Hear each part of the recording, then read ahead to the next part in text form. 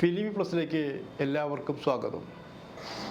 നിങ്ങളുടെ ഈ പങ്ക്തിയിൽ നിങ്ങൾ മമ്മൂട്ടി മോഹൻലാലും മാത്രമാണ് പറയുന്നത്. ഇടയ്ക്ക് പുട്ടിന് പീര പോലെ പൃഥ്വിരാജുമാരിപ്പെട്ട ആൾക്കാർ വരും. ഈ മലയാള സിനിമയിൽ ഇവർ മാത്രമല്ലല്ലോ, വേറെയും നടന്മാരും നടികളും സംവിധായകരും നിർമ്മാതാക്കളും ഒക്കെയുണ്ട്. അവരെക്കുറിച്ച് പറയാനെന്താ, നിങ്ങൾക്ക് വെറുപ്പായിട്ടാണോ അതോ നിങ്ങളുടെ ഇമേജിൻ്റെ പ്രശ്നങ്ങളാണോ, എന്താ സംഭവം? അപ്പോൾ ഞാൻ ചോദിച്ചു, നിങ്ങൾക്കിപ്പോൾ എന്താ പ്രശ്നം, നിങ്ങൾക്ക് ആരെക്കുറിച്ചാണ് അറിയേണ്ടതെന്ന് ചോദിച്ചു. അപ്പോൾ അവർ ആരെക്കുറിച്ചൊന്നുള്ളതല്ല, ഞങ്ങൾ ഇഷ്ടപ്പെടുന്നൊരു നടിയുണ്ട് ഇവിടെ. ഇഷ്ടപ്പെടുന്ന നടി അഭിനയം മാത്രമല്ല, അവരെ ക്യാരക്ടർ ബേസിലൊരു നല്ല നടിയാണ്. ആ നടിയെക്കുറിച്ച് ഇപ്പോൾ ഒരു വിവരമില്ല. അവർ വിവാഹം കഴിച്ചു പോയി എന്നാണ് പറയുന്നത്. വിവാഹം കഴിഞ്ഞോ, എവിടെയാണ്, നമ്മുടെ കേരളത്തിലുണ്ടോ അത് സ്റ്റേറ്റ്സിലാണോ എന്നൊക്കെ അറിയാൻ വേണ്ടിയാണ് നിങ്ങളോട് ചോദിക്കുന്നത്. അപ്പോൾ ഞാൻ പറഞ്ഞു, നിങ്ങൾ ആരെക്കുറിച്ചാണ് പേര് പറ, നടിയുടെ പേര് പറയാതെ എങ്ങനെയാണ്? പല നടിമാരും സിനിമ കുറയുമ്പോഴത്തേലും കല്യാണം കഴിച്ച് സ്റ്റേറ്റ്സിലേക്ക് പോകാറുണ്ട്, പല സ്ഥലത്തും പോകാറുണ്ട്. അപ്പോൾ അതിലാരാണെന്ന് ചോദിച്ചു. അപ്പോൾ അന്നല്ല, രമ്യ നമ്പീശനാണ് നിങ്ങളെ ഇഷ്ടപ്പെട്ട നടി എന്ന് പറഞ്ഞു. അപ്പോൾ രമ്യ നമ്പീശൻ വന്നപ്പോൾ നമുക്ക് കുഴപ്പമൊന്നുമില്ല, നല്ല നടിയാണ്. പക്ഷേ രമ്യ നമ്പീശൻ ഇപ്പോൾ അങ്ങനെ പേടിച്ച് ഓടുന്നൊരു കൂട്ടത്തിലൊന്നുമല്ല. വിവാഹം കഴിഞ്ഞിട്ടില്ല എന്നാണ് എൻ്റെ അറിവ്. കാരണം വിവാഹം കഴിഞ്ഞിട്ടുണ്ടെങ്കിൽ ഞങ്ങളെയൊക്കെ അറിയിക്കേണ്ടതാണ്. അഭിപ്രായ വ്യത്യാസം നമുക്കുണ്ടായിരിക്കാം. മാധ്യമപ്രവർത്തനയിലേക്കും അവർ നടി എന്ന നിലയ്ക്കും അഭിപ്രായ വ്യത്യാസം ഉണ്ടായിരിക്കാം. വ്യത്യാസം ഉണ്ടായെന്ന് പറയാൻ കാരണം ഞാനൊരു കാര്യം തന്നെ പറയാം. ഒരു ദോഷകരമല്ലാത്ത രീതിയിൽ. എന്തിന്? ഉണ്ണി മുകുന്ദൻ ഇവിടെ നല്ല ചെറുപ്പക്കാരാണ്, കാണാൻ കൊള്ളാം. ഇവർ രണ്ടുപേരും ഒരു സിനിമയിൽ അഭിനയിച്ചിട്ടുണ്ട്. അപ്പോൾ എന്നോട് വിശ്വസിക്കാവുന്നൊക്കെയാണ്. ഒരാൾ എന്നോട് പറഞ്ഞു, ഇവിടെ പല്ലി, അടുത്തുള്ള ആൾക്കാർ പല്ലി എന്ന് വിളിക്കുക കേട്ടോ, അതുകൊണ്ടാണ് പല്ലി. ഉണ്ണി മുകുന്ദനും രമ്യ നമ്പീശനും ഭാര്യാഭർത്താക്കന്മാരായി ജീവിച്ചാൽ അവർ കല്യാണം കഴിഞ്ഞാൽ നല്ല ജോഡികളായിരിക്കില്ലേ? അത് നമ്മൾ കല്യാണ ബ്രോക്കർമാരാണോ ഞാൻ ചോദിച്ചു. അതല്ല, ഇവരെക്കുറിച്ച് ഒരു വാർത്ത വരുന്നുണ്ട്. അവർ കല്യാണം കഴിക്കാൻ പോകുന്നു എന്നൊരു വാർത്തയുണ്ട്. ഞാൻ കല്യാണം കഴിച്ചോട്ടെ, നമുക്ക് അതല്ല, നിങ്ങളാണല്ലോ ഇവിടെ പല വാർത്തകളും ആദ്യം ഫ്ലാഷ് ചെയ്യുന്നത്, വേണമെങ്കിൽ കൊടുത്തോളൂ. ഞാൻ പറഞ്ഞു, ഇത് അത്ര ഉറപ്പായിട്ട് എനിക്ക് കിട്ടിയിട്ടില്ല. താങ്കൾ പറയുന്ന ഒഴികെ എനിക്ക് കിട്ടാവുന്ന ചില സോഴ്സുകളുണ്ട്. ആ സോഴ്സുകൾ ഇതുവരെ തെറ്റിയിട്ടില്ല. അവരാരും ഇങ്ങനൊരു വാർത്ത കിട്ടിയിട്ടില്ല. എന്നാൽ ചോദിച്ച് നോക്ക് നിങ്ങളുടെ സോഴ്സിലേക്ക് നോക്കുകയാണത്. അപ്പോൾ ഞാൻ വന്ന് രാത്രി റൂമിലേക്ക് വന്നിട്ട് ഞാനിങ്ങനെ നമുക്ക് വാർത്ത തന്ന ശരിക്കുള്ള സോഴ്സിലേക്ക് ഞാൻ വിളിച്ചപ്പോൾ അവർ പറഞ്ഞു അത് സ്ഥിരീകരിക്കാറായിട്ടില്ല. കാരണം ഒരു വാർത്തകളുണ്ട്, ടോക്ക് നടക്കുന്നുണ്ട്, ഉറപ്പിക്കാൻ പറ്റില്ല എന്ന് പറഞ്ഞു. അത് വാർത്ത ഉണ്ടോ, അത് അവർക്ക് രണ്ടുപേർക്കും സമ്മതമാണോ എന്ന് ഞാൻ ചോദിച്ചു. സമ്മതക്കുറവൊന്നും ഉണ്ടാകാൻ വഴിയില്ല. കാരണം അവർ രണ്ടുപേരും ഉണ്ണി മുകുന്ദൻ ജെന്റിൽമാനാണ്, രമ്യ നമ്പീശനാണെങ്കിൽ മാന്യായ ലേഡിയാണ്, വേറെ പേരുദോഷമൊന്നും ഉണ്ടായിട്ടില്ല. പക്ഷേ എൻ്റെ ഒരു സംശയം വെച്ചാൽ അവരുടെ വീട്ടിലുള്ള പ്രതികരണം എങ്ങനെയായിരിക്കും നമുക്ക് പറയാൻ പറ്റില്ല. അവർ രണ്ട് ജാതിയായിരിക്കാം, അങ്ങനത്തെ പ്രശ്നമുണ്ടോ എന്നറിയില്ല. അപ്പോൾ പറഞ്ഞു, അത് സാരില്ല, നിങ്ങൾ ഫ്ലാഷ് ചെയ്യും, സംഭവം ഓക്കെയാണെന്ന് പറഞ്ഞു. അപ്പോൾ അതിൻ്റെ പേരിൽ ഞാൻ ആദ്യം ഞങ്ങളുടെ മാക്സിൽ ഇത് ഫ്ലാഷ് ചെയ്തു. കാരണം ഉണ്ണി മുകുന്ദനും രമ്യ നമ്പീശനും വിവാഹം കഴിക്കാൻ താല്പര്യമുണ്ട്, ആ രീതിയിൽ കൊടുത്തു. അത് ഇച്ചിരി പ്രശ്നങ്ങൾ വന്നു. വേറെ ദേഷ്യം കൊണ്ടൊന്നുമല്ല, നടക്കണമെന്ന് ഒരുപക്ഷെ അവർ ഇരുവരും ആഗ്രഹിച്ചിരിക്കാം. അത് രഹസ്യമായി വെച്ചുകൊണ്ട് സമയത്തിന് വീട്ടുകാരൊക്കെ ആലോചിച്ച് കല്യാണം കഴിക്കണമെന്നാണ് ആലോചിച്ചിട്ടുണ്ടായിരിക്കുക. അതിനു മുമ്പ് ഈ വാർത്ത കൊടുത്തത് ചില പ്രശ്നങ്ങളുണ്ടായെന്ന് ആലോചിക്കണം. അപ്പോൾ വീട്ടിൽ ഇഷ്ടമല്ല എന്നൊരു, രമ്യയുടെ വീട്ടിൽ ഇഷ്ടമില്ല എന്നൊരിതുണ്ട്. അപ്പോൾ രമ്യയുടെ അച്ഛനും ഞാനൊക്കെ ഇവിടെ സംസാരിക്കുന്ന കൂട്ടത്തിലാണ്. അപ്പോൾ അദ്ദേഹത്തോട് ചോദിച്ചപ്പോൾ അദ്ദേഹം പറഞ്ഞു, ഇല്ല, അങ്ങനൊരു ആലോചന വന്നിട്ടില്ല, കല്യാണത്തിന് സമയമാകുമ്പോൾ കഴിക്കാൻ വിരോധമില്ല എന്ന് പറഞ്ഞെങ്കിലും ഇതിൻ്റെ പേരിൽ രമ്യയ്ക്ക് ഒരു സൗന്ദര്യ പണക്കം പോലെ പലപ്പോഴും എന്നോടുണ്ടായിരുന്നു ആലോചിക്കണം. നമ്മൾ ദോഷം കൊണ്ട് ചെയ്തതല്ലല്ലോ.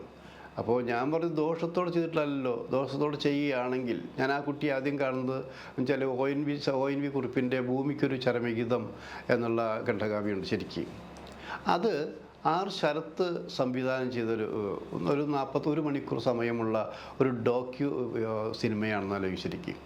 അതിൽ മുഖ്യ കഥാപാത്രമായിട്ട് കാവ്യ മാധവനാണെന്ന് ഇത്ര വർഷം മുമ്പുള്ള സംഭവമാണ് ശരിക്കും. അപ്പോൾ അത് അതിൻ്റെ ലൊക്കേഷൻ കൊല്ലത്താണത്. കൊല്ലത്ത് ചില കവി ONV സാർ വന്നിട്ടുണ്ട്, അദ്ദേഹത്തിൻ്റെ വൈഫ് വന്നിട്ടുണ്ട്, പിന്നെ അദ്ദേഹത്തിന് ശിഷ്യഗണങ്ങളുണ്ട്, പിന്നെ നായികയായിട്ട് അവന് കാവ്യ വന്നിട്ടുണ്ട്, കാവ്യയുടെ അച്ഛനും അമ്മയും വന്നിട്ടുണ്ട്. ആ കൂട്ടത്തിൽ കുറച്ച് കുട്ടികൾ അവനിക്ക്. ആ കുട്ടികളൊരു കൂട്ടത്തിൽ അന്ന് ഉണ്ടായ ഒരു കുട്ടിയാണ് രമ്യ നമ്പീശൻ എന്നാലോചിക്കണം. അപ്പോൾ രമ്യ നമ്പീശൻ എന്ന് വെച്ചാൽ നമ്മൾ ഈ കടുക് വറുക്കുന്ന പോലെ ഉണ്ടല്ലോ, ഈ കടുക് വറുക്കുന്നവർ ആ കുട്ടികളൊക്കെ പറഞ്ഞിരുന്നത്. കാരണം ഒന്നാമത് രമ്യ അന്ന് മറ്റേ കൈരളി ടി വിയിലെ ആങ്കറിൻ്റായിട്ട് കുറച്ച് കാലം വർക്ക് ചെയ്തിട്ടുണ്ട്. പിന്നെ ഒരു ഇടതുപക്ഷ സഹയാത്രിക കൂടിയാണ്. അപ്പോൾ അതിൻ്റേതായിട്ടുള്ള തൻ്റെ ഉണ്ടായിരിക്കാം. അപ്പോൾ പ്രശ്നം എന്താണെന്ന് വെച്ചാൽ അന്ന് ഇതുമാതിരി നമ്മളിപ്പോൾ ഒരു പ്രശ്നം വെച്ചാൽ കാവ്യയുടെ ഒരു മാറ്റർ ഇത്തിരി നെഗറ്റീവ് ടച്ചുള്ള, ദ്രോഹമല്ലാത്ത നെഗറ്റീവ് ടച്ചുള്ള സാധനം എഴുതിയിരുന്നു. അപ്പോൾ നമ്മളെന്നാൽ ഓണത്തിൻ്റെ സ്പെഷ്യൽ മാറ്ററുകൾ എടുക്കണം. ആ കാര്യങ്ങൾ സംസാരിച്ചു കൊണ്ടിരിക്കുമ്പോൾ പരാതി വെച്ചാൽ ഒരു പരിഭവം പരാതി, അവർ ഇഷ്ടപ്പെട്ട ഒരാൾ, വലിയ കുഴപ്പമില്ലാത്ത ആൾ തന്നെക്കുറിച്ച് ഇങ്ങനെ എഴുതിയുള്ളൊരു പരാതി കാവ്യയ്ക്കും അച്ഛനും അമ്മയ്ക്കും ഒന്നും ഉണ്ടായിരുന്നു. എന്തായാലും അപ്പോൾ ഇതൊക്കെ ONV സാർ ഇതെല്ലാം ശ്രദ്ധിച്ചുകൊണ്ടിരിക്കുകയാണ്, അദ്ദേഹം ചിരിച്ചുകൊണ്ടിരിക്കുകയാണത്. അപ്പോൾ ശരത്തിനോട് ചോദിച്ചപ്പോൾ അതങ്ങനെ നടക്കും സാറേ, അത് ഇതിലുള്ളതാണെന്ന് പറഞ്ഞിരിക്കുകയാണത്. അപ്പോൾ ഇങ്ങനെ ഞങ്ങൾ തർക്കിച്ചുകൊണ്ടിരിക്കുമ്പോൾ തന്നെ ഈ രമ്യ നമ്പീശൻ അതൊന്നും അവിടെ ശ്രദ്ധിച്ചുകൊണ്ടിരിക്കുകയായിരുന്നു അറിയിക്കണം. അപ്പോൾ കുറച്ച് കഴിഞ്ഞപ്പോൾ അവരുടെ എല്ലാ ഫോട്ടോ എടുത്ത് കഴിഞ്ഞപ്പോൾ ഈ കുട്ടികളുടെ അടക്കമുള്ള ഫോട്ടോ എടുത്തു. അന്ന് തുടങ്ങിയൊരു പരിചയമാണെന്ന് അറിയിക്കണം. പരിചയം എന്ന് വെച്ചാൽ ഞാൻ ആ സത്യത്തിൽ പലരെക്കുറിച്ച് നമുക്ക് നെഗറ്റീവായിട്ട് എഴുതേണ്ടി വന്നിട്ടുണ്ടെങ്കിലും രമ്യ നമ്പീശനെ കുറിച്ച് ഞാൻ നെഗറ്റീവായിട്ട് അധികം എഴുതിയിട്ടില്ല. അധികം എന്ന് പറഞ്ഞാൽ ഇല്ല എന്ന് പറയാം. അതാകെ ഈ ഉണ്ണി മുകുന്ദൻ്റെയും പേര് ഉപയോഗിച്ച് എഴുതി എന്ന് ഒഴിച്ചാൽ വേറെ നെഗറ്റീവ് ഒന്നും ഉപയോഗിച്ചിട്ടില്ല. പക്ഷേ ഈ കുട്ടി സജീവമായിട്ട് വന്നു സിനിമയിൽ നിന്നാലോചിക്കണം. മലയാള സിനിമ സജീവമായി വന്നപ്പോഴാണ് തൻ്റെ പ്രിയപ്പെട്ട കൂട്ടുകാരിയായ ഭാവനയ്ക്ക് വേണ്ടി സംസാരിച്ചതെന്ന് നിലയ്ക്കണം. ഭാവനയുടെ പക്ഷം നിന്നു എന്നതിൻ്റെ പേരിൽ സത്യത്തിൽ രമ്യ നമ്പീശനെ ഘടകസ്ഥം ചെയ്യാനാണ് മലയാള സിനിമയിലെ ചില ദോഷൈക ദൃക്കുകൾ ശ്രമിച്ചതെന്ന് ആലോചിക്കണം. ഒരു പക്ഷേ ഒരു നടിക്ക് അതിനെ ഫേസ് ചെയ്യാൻ പറ്റുമായിരുന്നില്ല. അവർ പിന്നെ തമിഴിലേക്ക് പോയി. അഭിനയം മാത്രമല്ല, തമിഴിൽ ഒന്നൊന്നും നല്ല പാട്ടുകൾ പാടി എന്നാലോചിക്കണം, നല്ല നർത്തകിയാണെന്ന് ആലോചിക്കണം. മലയാള സിനിമ തകർക്കാൻ ശ്രമിച്ചെങ്കിലും മറ്റു ഭാഷകളിൽ രമ്യ നമ്പീശൻ സജീവമായി എന്നാലോചിക്കണം. എത്ര സജീവമായാലും ഈ എതിരാളികൾ പല രൂപത്തിൽ പല സ്ഥലത്തും ചെല്ലാം. അപ്പോൾ കൂട്ടുകാരികളടക്കമുള്ള മഞ്ജു വാര്യരടക്കം പറഞ്ഞു, ഇനി നീ കുടുംബജീവിതത്തിലേക്ക് തിരിച്ചു പോകണം എന്നുള്ളതാണത്. അപ്പോൾ കുടുംബജീവിതത്തിലേക്ക് പോകാൻ താല്പര്യം തന്നെയാണത്. പിന്നെ എന്തിനാ മടിച്ചു നിൽക്കുന്നത്? അവിടെയാണ് മറ്റേ രമ്യ പറഞ്ഞത്, വിവാഹം കഴിക്കാൻ എല്ലാവർക്കും താല്പര്യമാണ്, പക്ഷെ എനിക്ക് വിവാഹം കഴിക്കാൻ പേടി തോന്നുകയാണത്. കാരണം ഇതുവരെ നമ്മൾ സ്വതന്ത്രമായി നടന്നിരുന്നു, നമ്മൾ സ്വാതന്ത്ര്യം നഷ്ടപ്പെടുത്തിയിട്ടില്ല, നമ്മൾ ഒരു ചീത്ത കൂട്ടുകെട്ടുകളിൽ പോയിട്ടില്ല, ഒരു ഫാഷൻ വസ്ത്രം ധരിക്കണം പോലും അങ്ങനെ അടക്കവും ഒതുക്കവുമായിട്ട് തന്നെയാണ് നമ്മൾ ജീവിച്ചിട്ടുള്ളത്. പാർട്ടികളിൽ പലരും വിളിച്ചു, ഒരു പാർട്ടിക്ക് ഞാൻ പോയിട്ടില്ല. അങ്ങനെ എൻ്റേതായിട്ടുള്ള വ്യക്തിത്വം വീട്ടുകാർക്ക് കുഴപ്പമില്ലാത്ത രീതിയിൽ, പേരുദോഷമില്ലാത്ത രീതിയിൽ ഇതുവരെ ജീവിച്ചു. വിവാഹം കഴിഞ്ഞു കഴിഞ്ഞാൽ വിവാഹം കഴിക്കുന്ന ഒരാൾ എങ്ങനെയുള്ള ഒരാളായിരിക്കുമെന്ന് നമുക്ക് പറയാൻ പറ്റില്ല. ആപ്പിൾ തുറന്നു നോക്കാൻ പറ്റില്ലോ, ആപ്പിൾ നല്ലത് തന്നെയാണ്, അതൊരു പേടിയാണ്. എനിക്ക് മാത്രമല്ല, വിവാഹം കഴിക്കാൻ പോകുന്ന ഏതൊരു ചെറുപ്പക്കാരിക്കും അവസാന ഘട്ടത്തിലൊരു നെഞ്ച് പിടച്ചിലുണ്ടായിരിക്കും, എന്ത് വരുമെന്നുള്ളത്. അങ്ങനെ ഒരു ആകാംക്ഷ എനിക്കുണ്ടായിരുന്നു. കാരണം ഞാൻ സിനിമാ നടിയാണെങ്കിലും എനിക്ക് എൻ്റെ ക്യാരക്ടറുണ്ട്. സിനിമാ അഭിനയം എൻ്റെ ജോലിയുടെ ഭാഗമാണ്.